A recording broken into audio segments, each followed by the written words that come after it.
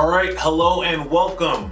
This is Mr. Lewis, and this is my first video recorded in the classroom. So we're gonna try and see how this works out. I know there's some issues with the green screen over here, so I might seem a bit weird. Again, we'll fix that later on. But anyways, welcome to NGPF, Next Generation Personal Finance. This is the full year course. We are about to finish and go through checking unit 1.2, read the fine print. So the learning objectives, by the end of this lesson, when you're done with this video, you will be able to learn tips for using your checking account effectively, including the use of mobile alerts, read a checking account agreement and identify the fees associated with a checking account, understand how overdraft protection works and how to avoid high fees attached to the service, and read a bank statement in order to verify its accuracy and interpret how money is being used. All right? Let's move on. So the first question of the day is, what is the average fee to take money out of a non-network ATM? You should have this student activity packet in front of you. If you have not done this already, be sure to put in your estimate. So right here, make an estimate. What is the average fee to take money out of a non-network ATM? You're going to write your estimate right down in here. Take a few minutes to do that if you have not done it already before we move on. And unless you skipped ahead, there you go. Your answer is $1.77. So we have, this came from Forbes, showing ATM fees, maintenance fees, and overdraft fees for average checking account fees in 2021. So we have 3 follow-up questions here. The first follow-up question: did you know that there is a charge for taking cash out of network ATM? Do you think most people who use ATMs that are out of network are aware of this charge? Second question: why do you think there is a charge to use an ATM that is out of network? And the third is, what are some strategies that you can use to avoid out-of-network ATM fees? If you have class with me, you have this altered version of the student activity packet with these extra follow-up questions. So go ahead and place your answers right there under each of those questions. Did you know that there's a charge? Do you think most people are aware of the charge? Why do you think there's a charge? And what are some strategies you can use to avoid out-of-network ATM fees? So you will fill those out in that portion of the student packet. Again, if you have my class, because I have altered these for you. Moving on. We have some more essential questions. These are questions that you will be answering throughout the unit. So you may not be able to answer them all right away right now, but by the end of the unit, you should be able to answer all of these questions. So the first question: why is it so important to read and understand your checking agreement? Second, what is an overdraft fee and how can I avoid it? Third, how can I use technology to help me effectively manage my checking account? Fourth, how do I read and understand my monthly checking account statement? So you should be able to answer all of these by the end of this unit. Once again, if you have my class, you have this altered version of the student activity packet where you could answer these 4 questions individually. So you'll be placing your answer under each of these essential questions. Once again, as we go along, if you can answer some of them right now, that's great. If you cannot answer them right now, you can wait till the end of the video and you'll be able to answer them then.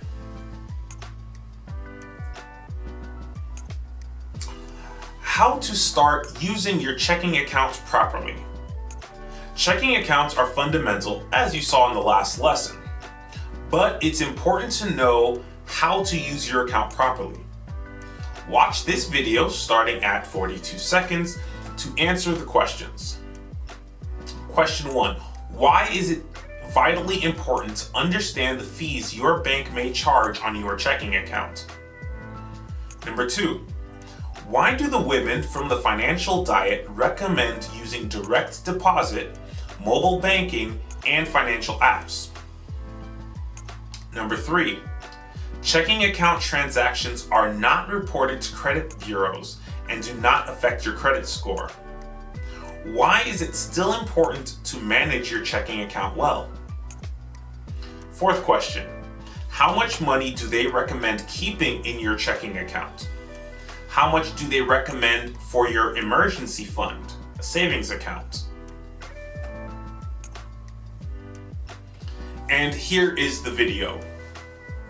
Hi, I'm Chelsea. And I'm Lauren. And we are The Financial Diet. And today we're going to be talking about checking accounts and specifically how you can use yours better by really understanding the ins and outs of it. Now, nearly everyone watching this probably already has a checking account, and you probably think that this sounds a little bit dull, but I'm actually shocked at how many people cannot answer questions about their bank's policies on specific issues. And I don't know about you, but it's really important for me to feel like I have a true handle on my financial accounts, and it's something that I want to be really knowledgeable about. A general rule here at TFD is that it's not just the money you have, it's what you do with that money. And two people who have like the exact same amount but are smarter or less smart about how they handle their accounts are going to have completely different outcomes. So the article that this video is based on was actually inspired by a Reddit thread that we saw where this guy was asking about, whether or not the way he used his checking account could affect his credit score.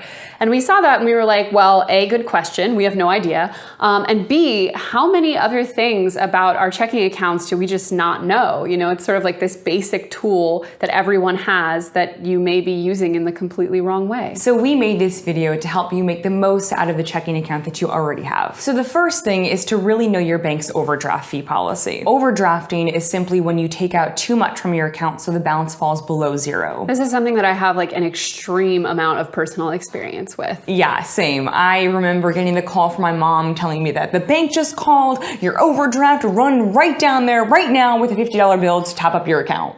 The bank stopped calling me. They were like, she's dead, so we're never gonna get any money out of her. I overdrafted like every day. So depending on the bank that you have, the fees will be different. For example, your bank could charge an overdraft fee on the one transaction that pushed your account over, or it could lump all the transactions together and charge you an overdraft fee on each one that occurred that day. So the average overdraft fee is about $35, but like Lauren said, depending on whether you get just the one or you get for every transaction past zero, that could be the difference of, hundreds of dollars in a day, especially if you didn't realize in time that you went over zero.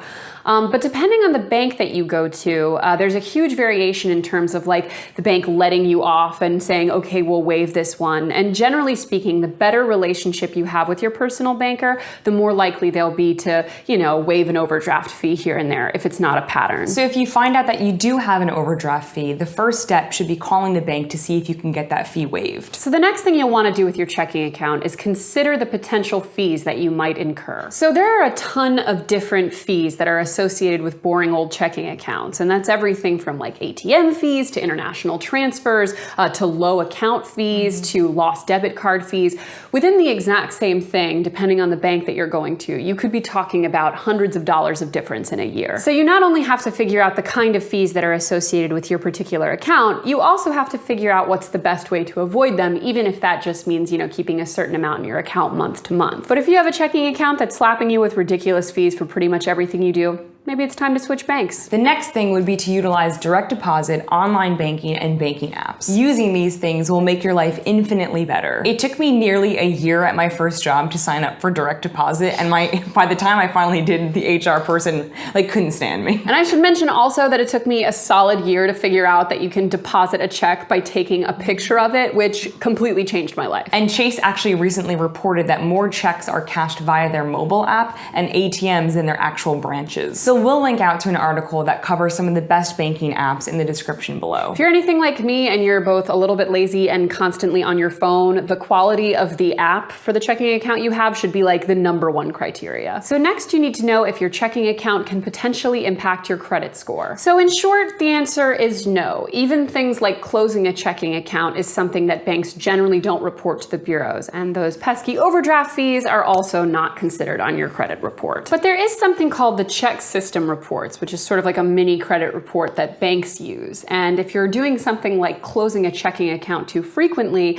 another bank might see that and, for example, not let you open one. So long story short, while you may not see your checking account behavior on like Credit Karma, you should definitely be aware of how you're using your checking account because other banks will see it. And our final tip is that you shouldn't be keeping too much money in your checking account. So you want to keep enough in there to cover your day-to-day expenses, but you want to leave a majority of it in both your savings account and then any specialty accounts that you have, like a 401k, an IRA, or stocks. According to one expert that was featured in an article on LearnVest about this topic, he recommended that you keep one full paycheck in your checking account at all times. That means that you have roughly a 30-day cushion in your checking account. And beyond that, many financial experts will recommend keeping your emergency fund, which is about 6 months worth of expenses, in your regular savings account, and your savings beyond that be in a specialty account like Lauren mentioned, where they can really start making you some money. And as someone who's written about her former life as what I refer to as a checking account hoarder, where I essentially just like dumped as much money as I could in my checking account to see a high number and let it sit there,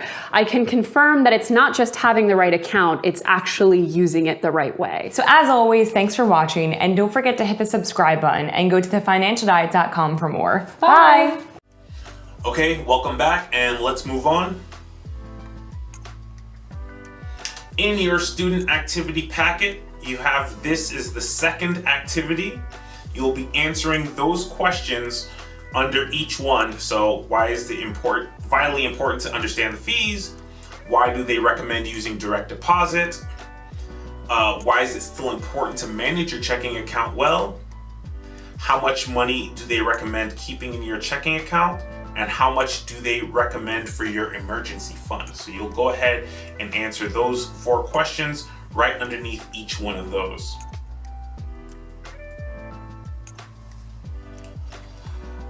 Once you're done with that, the third activity is fine print checking account agreements. As you saw in the previous video, it is extremely important to understand the fees your bank charges associated with your checking account. You learn this information by reading your account agreement. Follow the directions on the worksheet to complete this activity.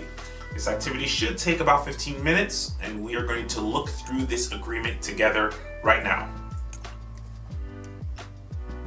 So, you'll be able to download this by clicking on this link right here, and you can save this file.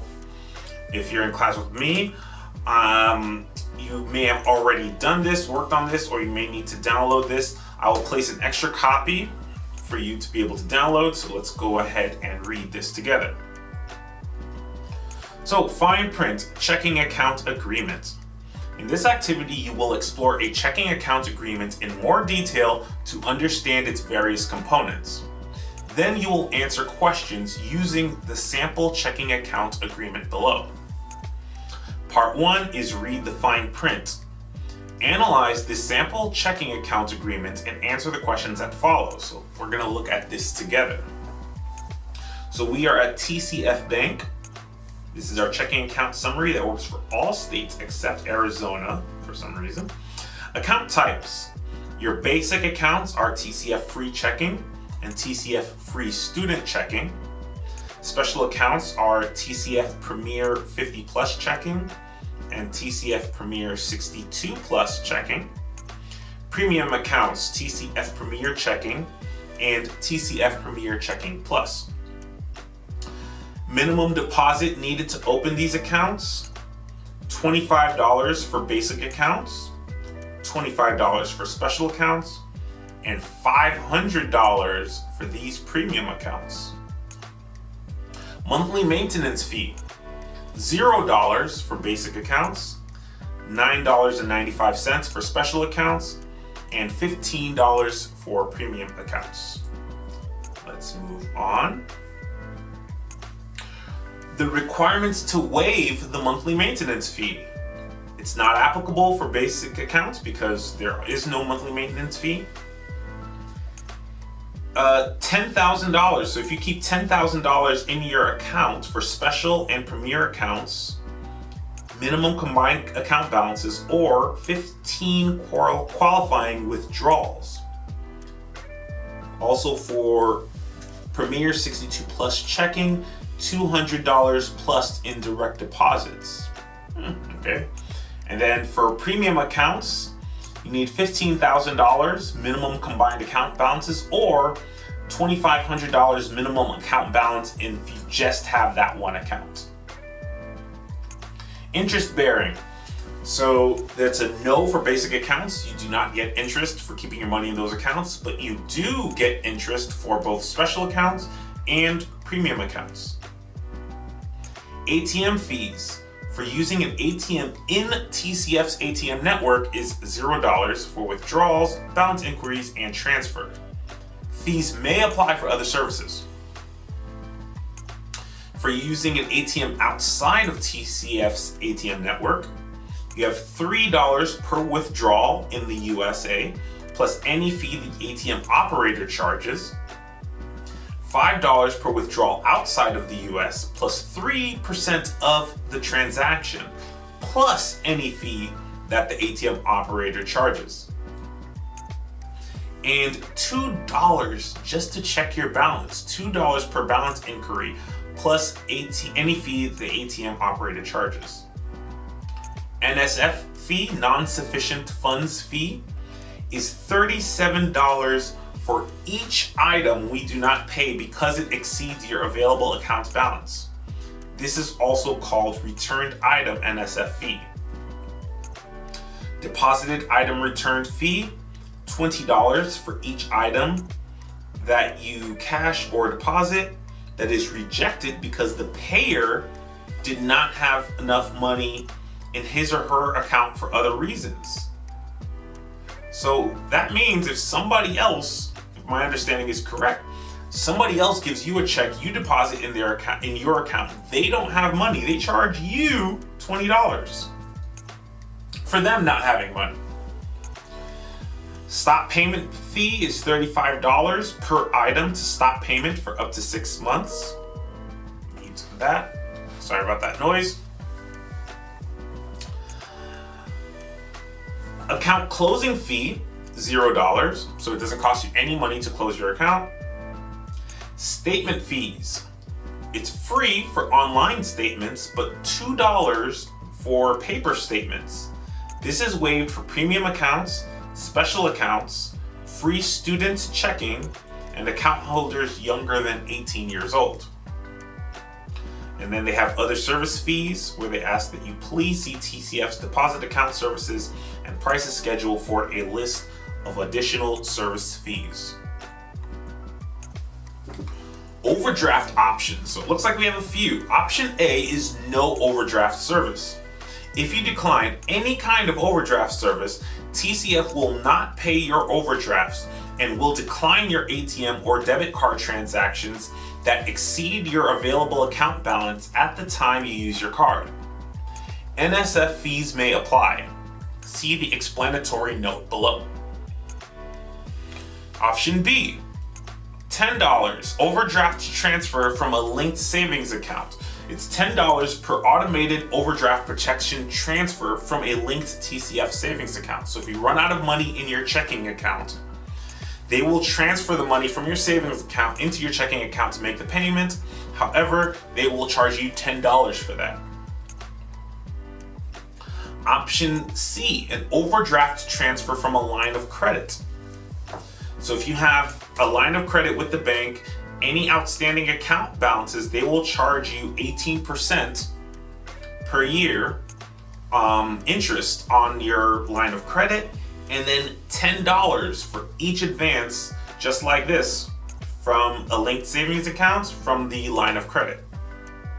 So $10 if you don't have enough money in your checking account to transfer the money from the line of credit into your checking account. The minimum amount required to trigger an overdraft fee. So if you're overdrawn by $5 or less, you will not incur an overdraft fee. That's good. If we pay an item that overdraws your account and the item is less than $1, you will not incur an overdraft fee. That's if they pay. And there's no money for an extended overdraft fee.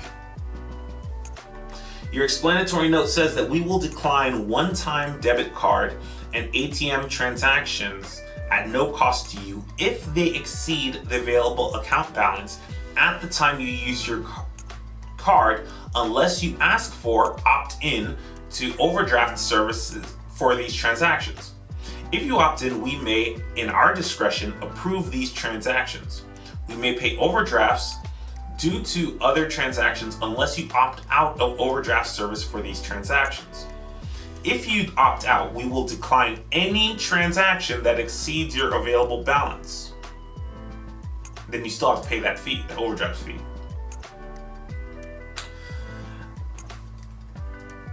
Processing policies. So we're going to go ahead and see the posting order. The order in which withdrawals and deposits are processed.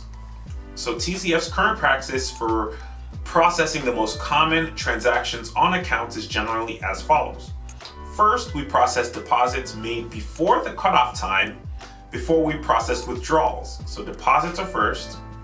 Second, we process certain priority withdrawals before others. For example, those not described in one of the other categories below.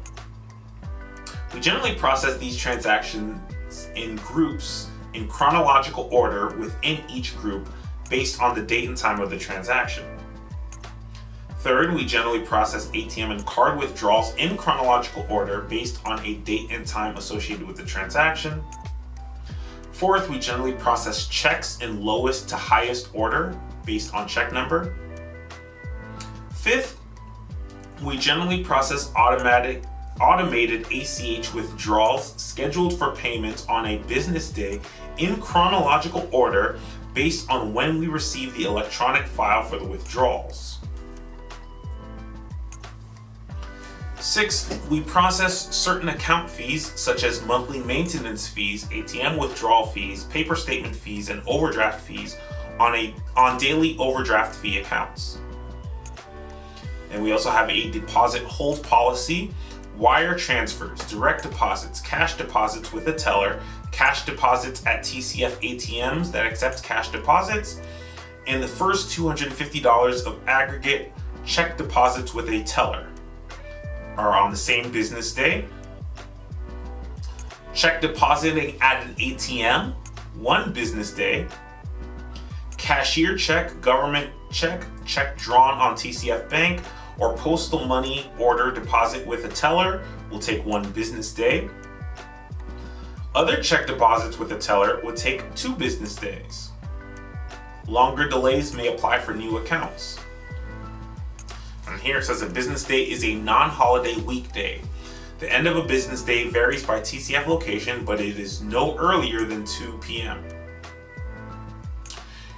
Dispute resolution. Your contract with TCF includes an arbitration agreement. If there is a dispute between you and TCF, and the dispute is covered by the arbitration agreement, then either you or TCF may require the dispute to be resolved by arbitration. This means that 1, the dispute would be resolved by an arbitrator, not a court, and 2, you and TCF would not have the right to a jury or court trial to resolve the dispute, and 3, you and TCF would not have the right to pursue the claim as a class action. You have the right to reject the arbitration agreement within 30 days of account opening. This disclosure page is a summary only of TCF's most widely used consumer checking products, excludes TCF Choice Checking, and is not part of your account contract with TCF. For an explanation of your account contract, including other service charges, please refer to TCF's deposit account services and prices schedule and TCF's terms and conditions for checking and savings accounts.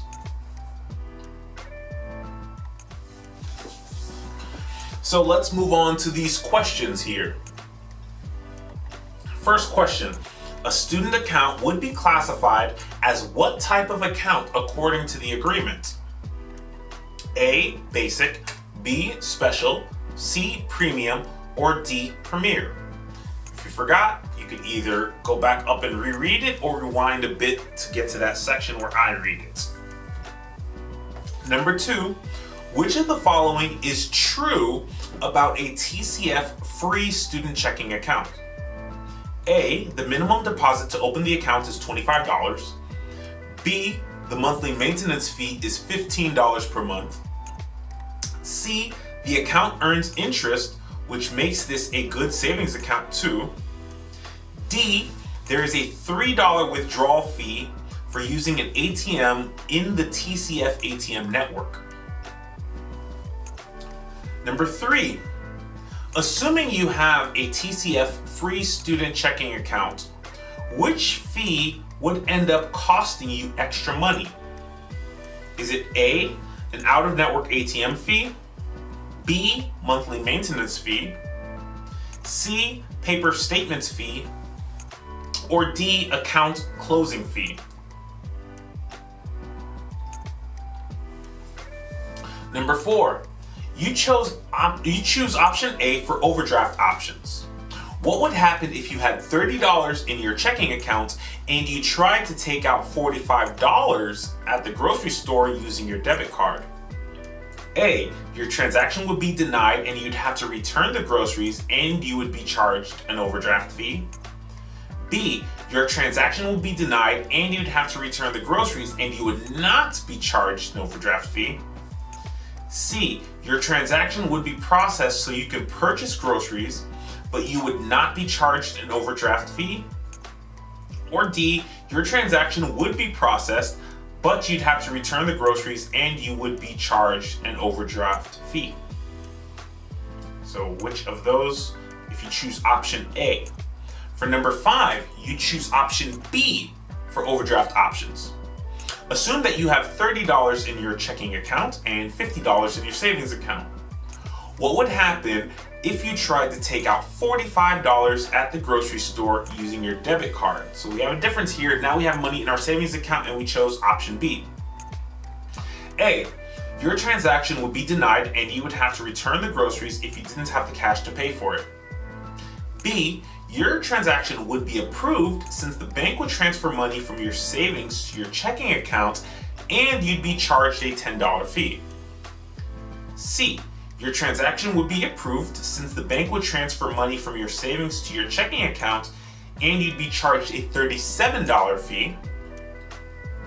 D, your transaction would be approved and the entire $45 bill would be charged to your savings account, not your checking account.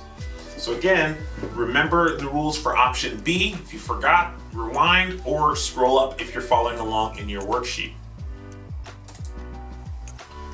Number 6, you choose option D for overdraft options. What would happen if you had $10 in your checking account and completed the following debit card transactions on the same day? $45 for groceries, $20 for movie tickets, $15 for popcorn and soda. A, you would be able to purchase the groceries, but would not be able to buy the movie tickets and popcorn and soda. B, you would be able to purchase everything and you would be charged one overdraft fee of $37. C, you would be able to purchase everything and you would be charged 3 overdraft fees totaling $111. Or D, you would be able to purchase everything and you would owe the bank $70 and be charged 3 overdraft fees totaling $111. Number 7, assuming you have a TCF free student checking account, how many maximum overdraft fees can you incur in one day? A, 1 fee, B, 2 fees, C, 5, and D, 8 fees. Number 8, which of these TCF checking account fees is most expensive? Is it A, the stop payment fee, B, the deposited item return fee, C, the paper statement fee, or D, the overdraft fee? Number 9. You have the following transactions post to your account on the same day your paycheck deposit, a check you wrote for your rent, and a debit transaction for groceries. Which would be deposited first? Or which would be processed first? A, your paycheck deposit, B, the check you wrote for rent, C, the debit transaction for groceries, or D, it depends what week it is. Number 10, you deposit your birthday check for $50 at the TCF ATM. When will you have access to the money? A, immediately, B, on the same day, C, 1 business day, or D, 1 week later. For part 2, you will use what you learned from analyzing the checking account agreement to answer this question. Number 11, what advice would you offer to someone who is considering opening a checking account? What fees and criteria should they pay attention to, and why?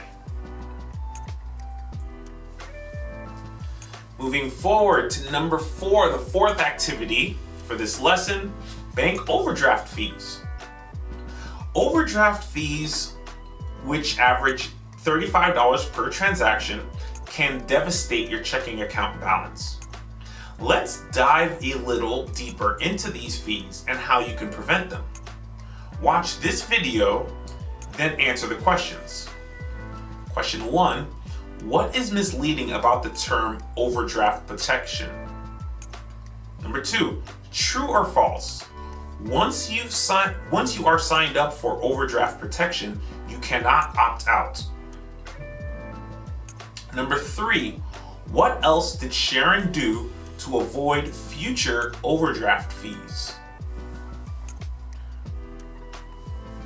And here is the video. High bank fees, including debit card charges, sparked a bit of a consumer revolt last year. Banks backed down on the debit card charges, but Taking Action reporter Jackie Calloway found that they're still raking in billions of dollars in fee-based revenue. And you know, we've been hearing about this. Experts predicted that the banks would make their money elsewhere after canceling debit card fees, and they continue to collect big money in steep overdraft fees. Sharon Drapo signed up for overdraft protection on her checking account, thinking it would protect her from penalty fees if she overdrew. Instead, I got hit with the bank charge for the transfer and the bank charge for the overdraft. And because I had written a check, I got charged the return check fee. Consumer Reports' Greg Daughtry says government rules that went into effect in 2010 were supposed to help curb abusive bank fees, but it hasn't worked out that way. Now your bank must get you to sign up for overdraft protection. Then it will cover you if you spend more money than you have in your account. For instance, if your account is overdrawn, you're still able to use your debit card to buy a cup of coffee, a magazine, or a pack of gum. But for each transaction, you can be charged as much as $35 a pop. Banks are raking in more than $31 billion a year in overdraft fees. Sharon says overdraft protection is a sham. Don't say that I'm protecting myself by signing up for this program when there's still going to be this charge. Consumer Reports says here's how to get some real protection. First, decline your bank's offer to opt in for overdraft protection. If you're already signed in, opt out. You won't be able to use your debit card if you don't have enough money in the account. But be aware that you can still be charged overdraft fees for things like a bounced check or automatic withdrawals if there isn't the money to cover them. Another good idea? We filed alerts. We have alerts that email us, or they'll text us when our account is under a certain amount that we set. So Sharon is not getting hit with charges she does not expect. Now, if you've made a one-time mistake, you overdrew your account, you got hit with multiple charges, it is worth a call to your bank's customer service line. A lot of times they will offer a one-time forgiveness of those fees. Now, if you have a consumer question or maybe a problem you'd like us to look into, just drop me a line here at ABC Action News or find me on Facebook. Click like and leave a comment. Welcome back, and let us move on. So, Now that you've seen the video, it's time to answer these three questions. So the first question, what is misleading about the term overdraft protection? True or false, once you are signed up for overdraft protection, you cannot opt out. And third is, what else did Sharon do to avoid future overdraft fees? So estimated time is 5 minutes. Take 5 minutes and answer these questions before we move on.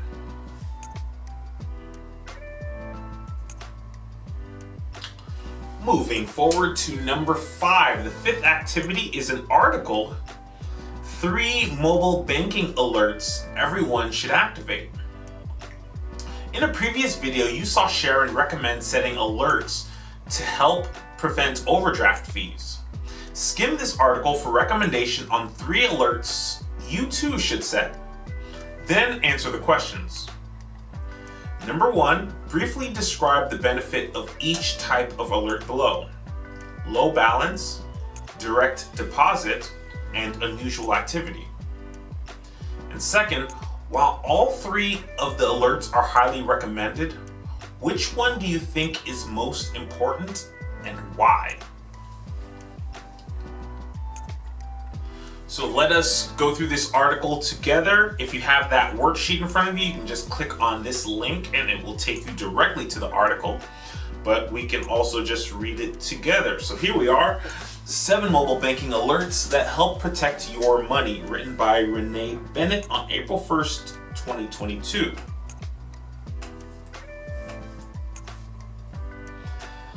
Low balance, large purchase, unusual activity. If you don't already get bank account alerts such as these, it might be a good time to set them up to help you monitor your finances. The COVID-19 pandemic led to many digital services becoming more robust, and mobile banking alerts are one advantage of these developments. Today's mobile banking alerts provide an array of options to help consumers keep their bank accounts in good standing, avoid unnecessary fees, and protect themselves from fraud, says Paul McAdam, Senior Director of Banking Intelligence at J.D. Power. Mobile banking alerts are often highly customizable and encourage smart financial management. A 2021 U.S. banking mobile app satisfaction study by J.D. Power found that 67% of bank customers use their bank's mobile app. National bank apps scored much higher in satisfaction because of their more advanced digital features, personalized account alerts being among those that contributed to greater satisfaction. Mobile bank alerts, which help customers stay on top of their finances, are one of the advantages unique to mobile banking. These 7 alerts serve several different purposes and can help you bank better. So the first of these alerts is the low balance alert. Low balance alerts let you know when your bank account balance drops to a predetermined amount, which could be $20, $500, or another selected amount. Depending on the bank, these alerts can come in the form of an email, text message, or push notification, or all 3. A low balance alert could be helpful for consumers nervous about racking up overdraft fees, or those who want to keep tabs on how much money is in their account without having to sign in to an app or website. By staying aware of when your account is at risk of an overdraft, you'll be able to avoid some lofty overdraft or non-sufficient funds (NSF) fees on checking accounts, while also making better spending decisions. Number 2 is direct deposit alert. Direct deposit alerts can help keep you apprised of when your paycheck hits your account, which can help in scheduling bill payments and budgeting. If you use automatic bill pay services, direct deposit alerts let you know when funds are available for automatic withdrawals.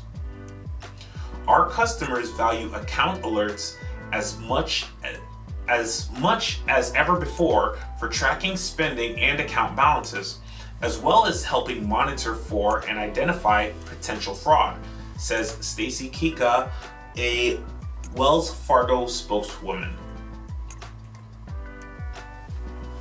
Many banks also offer similar alerts, such as when a deposited check clears your account. Number 3, unusual account activity alert. Another alert to consider setting up is one that notifies consumers when there is a change in their account status that is unusual. For example, a large amount of money transferred out of the account all at once could be concerning if that's something that rarely happens. Large, standalone transactions are a red flag for fraudulent activity. By signing up for an unusual account activity alert, you'll immediately be made aware of any suspicious activity associated with checking, savings, or money market accounts. Staying aware of account activity is important, particularly if there is an incident of fraud. The sooner you report fraudulent activity, the greater your chances of getting reimbursed due to a stolen debit card or an account number ending up in the wrong hands. Customers who use mobile banking alerts are slightly more likely to detect and contact their bank regarding fraud or unauthorized account activity, providing a greater sense of protection, says McAdam from J.D. Power. Number 4, large purchase alerts. Depending on the bank, there may be an option to set alerts for when a large amount of money is spent at one time.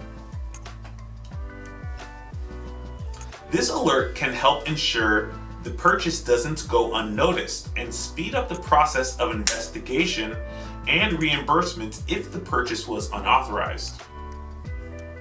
Number 5, large ATM withdrawal alert. Besides setting up a large purchase alert, consider opting for an alert when a big cash withdrawal takes place. That way you'll know instantly if money is taken from your account by someone else. Additionally, some banking apps may send alerts specifically when an account has exceeded the daily withdrawal limit. Withdrawals that exceed the limit could be a sign that someone else has access to your account. Otherwise, the alert will signal that you might be withdrawing too much cash at one time. Number 6, debit card alert.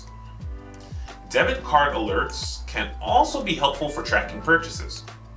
The bank may be able to send notifications whenever any purchase is made with your debit card.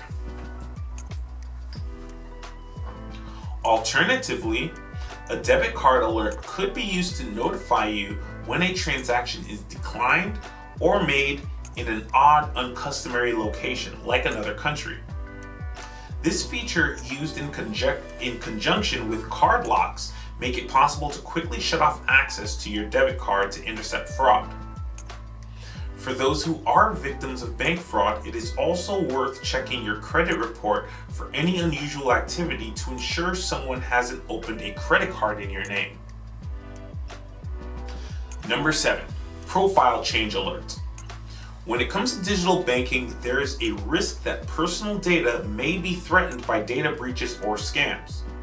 There are a number of ways to protect yourself from cyber attacks, such as changing account passwords and downloading identity theft protection software. One easy way to stay on top of potential threats to your account, including password or username changes, is to opt for a profile change alert.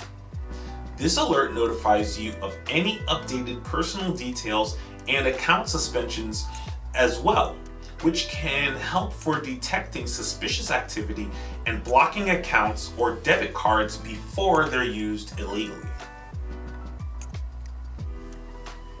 Be aware of bank alert scams. It is possible that some bank alerts might not be what they claim.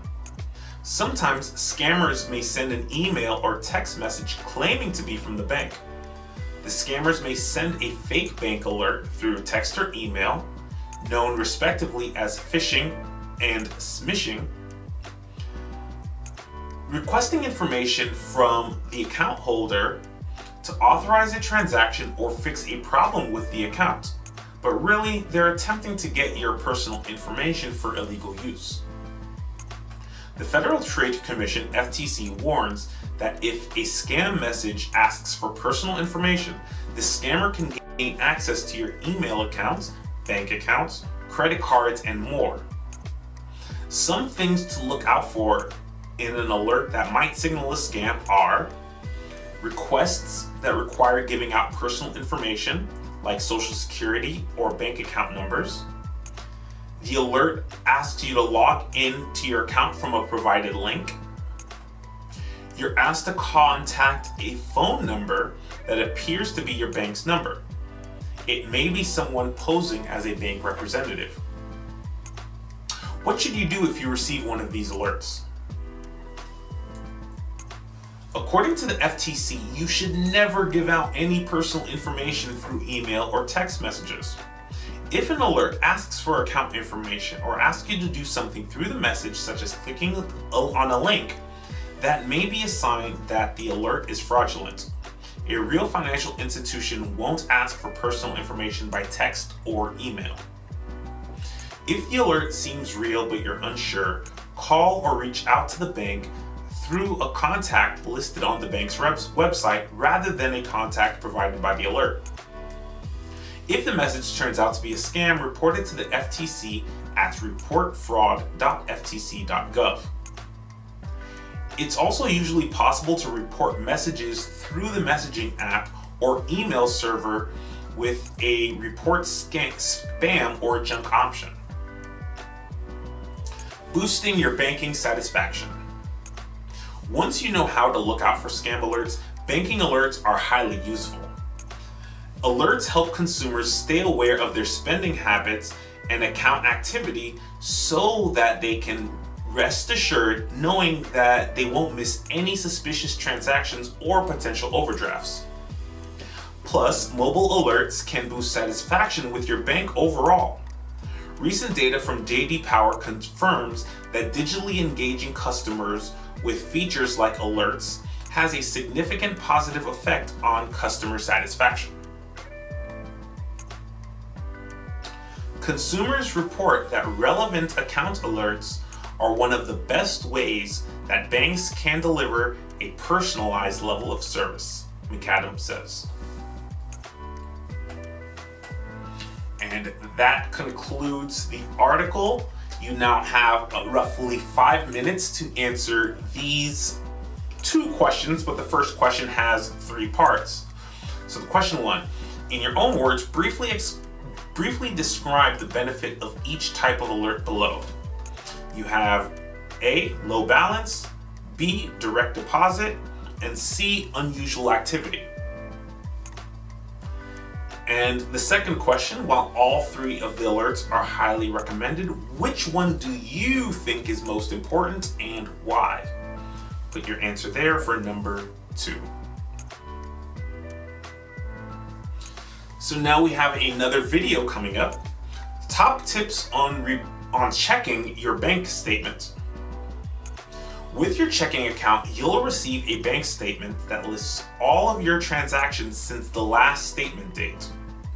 You'll want to review it regularly. Watch the video for tips on how to read the statement, then answer the questions. The first question, why should you review your bank statement?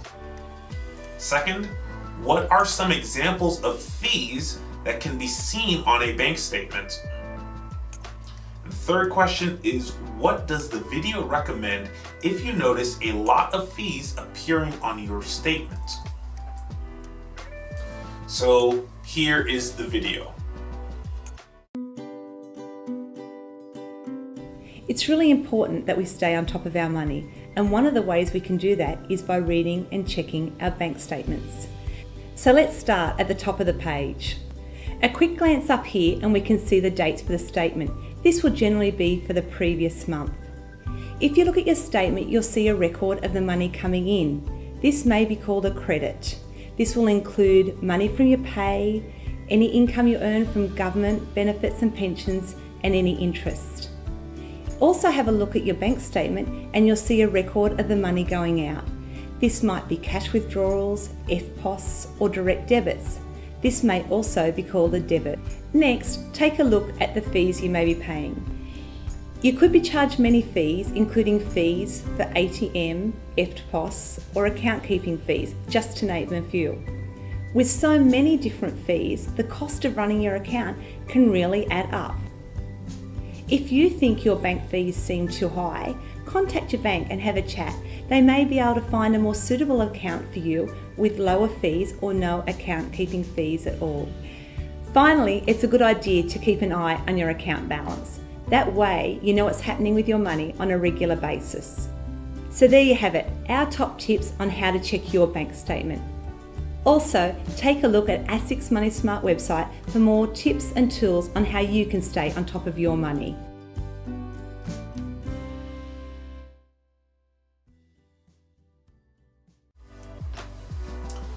And welcome back. Let us move on.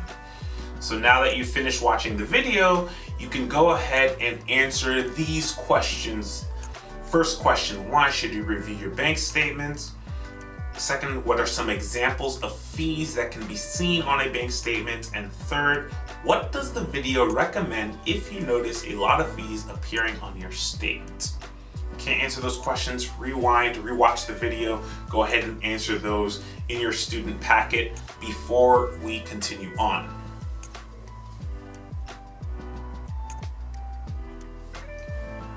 All right, so for the 7th activity, we now have a new worksheet called Fine Print Checking Account Statement. Now that you understand the importance of a bank statement, it is time to practice analyzing one. Follow the directions on the worksheet to complete this activity and to better understand how to read a checking account statement. So you can download this by clicking on this link right here, or if you're in class with me, I have uploaded this already, so you should be able to download it immediately. And we will start right now. So let's go. Fine Print Checking Account Statement.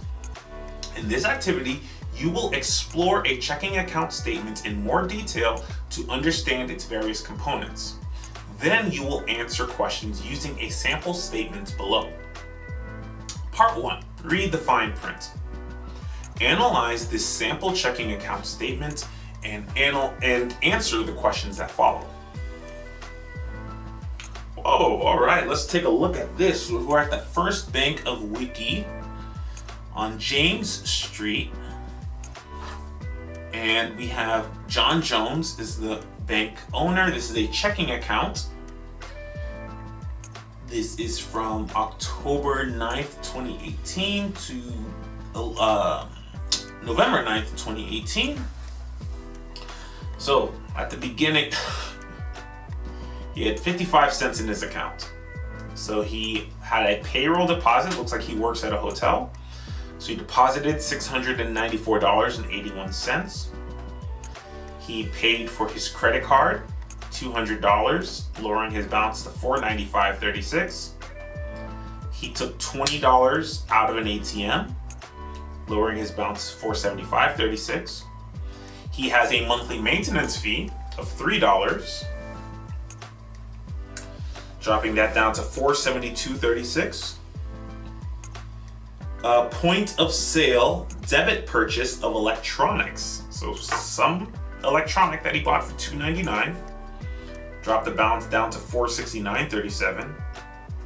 So he has a MasterCard. He also has an American Express. So you have online bill payment, Amex, $300, lowering his balance to $169.37. He went to a different ATM. Oh wait, that was an ATM fee. So Interac was it was an ATM fee, that $3 here. So there's no ATM fee for this one. He took out $100, lowering his balance to $69.37. He went to the supermarket, has a point of sale debit purchase, $29.08. Looks like he went and refunded that $299 electronics. which increased his account back up to $43.28. He had to pay his light bill or his electricity bill, online bill payment to the energy company, $28.74, lowering his balance to $14.54 left in his checking account. So he has a payroll deposit. So he got paid again. Looks like he's getting paid every 2 weeks. So the second payment, now he's back up to $709.35. He also transferred funds from his savings account into his checking account, bringing the total balance to $759.35. But he has to pay insurance, $146.67, dropping his balance to $612.68. He wrote 2 checks. So the first check was $100 and he has enough to cover that, but the second check, $710.49, dropping his checking account balance to negative $197.81. And on top of that, he has to pay overdraft fees of $35. So now he owes $232.81. And this bank charges a monthly maintenance fee of $5. So he ends the month with negative $237.81 that he owes the bank. Yikes. So, first question, how frequently does John typically receive account statements from his bank? A, daily, B, weekly, C, monthly, or D, annually? Number 2, how much did John Jones have in his account on the first day of the statement period? A, negative $72.47, B, 55 cents, C, $694.81, or D, $1,442.61. Number 3, John has 2 ATM transactions, but only one of them has a fee. Interac. Why? A, Interac is an out-of-network ATM and First Bank charges customers if they use out-of-network ATMs. B, First Bank charges customers for using their ATMs. C, banks charge fees if you take out less than $100 at an ATM machine. Or D, the first ATM transaction is free, but all additional ATM transactions have a fee. You should know the answer to this if you've been following along so far. Number 4, most employers will pay their employees by directly depositing their paycheck into their checking account. According to his checking account, John was paid blank every blank. Was he paid $200 every 3 weeks? Was he paid $694.81 every 2 weeks? Was he paid $300 every month? Or $100 every 2 weeks? Number 5, what is the impact of the online funds transfer from savings that appears on John's statement? A, John's savings account balance declined by $50 and his checking account balance increased by $50. B, John's savings account balance increased by $50 and his checking account balance declined by $50. C, John's savings account balance had no change and his checking account balance declined by $50. Or D, John's saving account balance increased by $50 and his checking account balance had no change. Number 6, which statement is true regarding check number 409? A, the check likely came from John's employer. B, this check was written by John and paid to another person or business. C, this check caused John to overdraw his checking account. Or D, this check added $100 to John's account. Number 7, which transaction caused John to overdraw his account? Is it A, the online bill payment for $146.67? B, check number 409 for $100? C, check number 410 for $710.49? Or is it D, the overdraft fee of $35? Number 8. What was the result of John overdrawing his checking account? Is it A, John's payment was greater than the balance he had available in his account, so the bank will deposit $237.81 into John's account so he can pay his bills? B, John's payment was greater than the balance he had available in his account, so he was charged a $35 fee? C, John's payment was greater than the balance he had available in his account, so he was charged a $5 monthly maintenance fee? Or D, John's payment was greater than the balance he had available in his account, so the bank will transfer $35 from a linked account. Number 9. Which fees was John charged on his checking account during his statement period? Was it A, online transfer fee, overdraft fee, and per check fee? B, per check fee, ATM fee, overdraft fee, maintenance fee? C, online transfer fee, ATM fee, maintenance fee? Or D, ATM fee, overdraft fee, maintenance fee? Number 10. What is the mathematical formula that you would use to describe the financial activity on a bank statement? Is it A, ending balance equals previous balance plus deposits plus withdrawals? Is it B, ending balance equals previous balance minus deposits plus withdrawals? Is it C, ending balance equals previous balance plus deposits minus withdrawals? Or is it is it D, ending balance equals previous balance minus deposits minus withdrawals? And part 2, what did you learn? Use what you learned from analyzing the checking account statement to answer the question. 11. Why is it important to review your checking account statements? What fees might this help you avoid? Explain your answer. You will be deducted points if you only answer those questions, but you do not explain it. You must explain the answer for full credit on question number 11.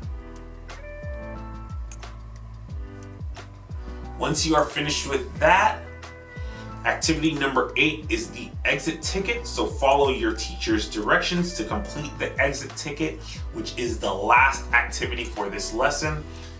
It should only take 5 minutes.